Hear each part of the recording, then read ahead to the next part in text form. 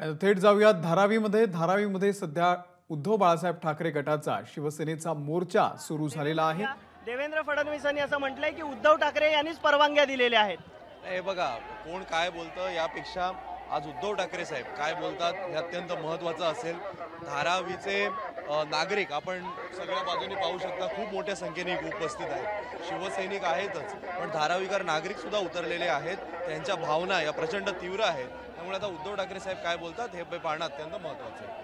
आपण पाहतोय धारावीकरांच्या भावना या तीव्र आहेत आणि त्यामुळेच मोठ्या संख्येने या मोर्चामध्ये धारावीकर आणि इतर राजकीय पक्षांचे कार्यकर्ते सहभागी झालेले आहेत। आपण पाहू शकतो मोठ्या संख्येने धारावीकर व शिवसेना व इतर राजकीय पक्षांचे कार्यकर्ते हे सध्या धारावी टी जंक्शन परिसरामध्ये जमलेले आहेत। सध्याची ही दृश्य आपण पाहतोय, यामध्ये आरपीआय असेल, शेतकरी कामगार पक्ष असेल, राष्ट्रवादी असेल, काँग्रेस असेल, यांचे कार्यकर्ते हे मोठ्या संख्येने सध्या धारावी टी जंक्शन येथे जमलेले आहेत। हळूहळू आता हा मोर्चा मार्गस्थ होतोय।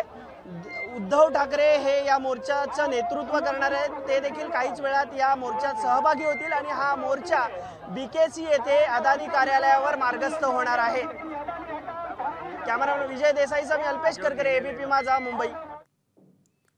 तर धारावी पासून अदानी यांच्या बीकेसी मधल्या कार्यालयापर्यंत हा मोर्चा आता निघालेला आहे। उद्धव बाळासाहेब ठाकरे शिवसेना पक्षाचे अनेक नेते या मोर्चामध्ये सहभागी झालेले आहेत। स्वतः उद्धव ठाकरे सुद्धा या मोर्चामध्ये सहभागी होतील असं सांगितलं जात आहे।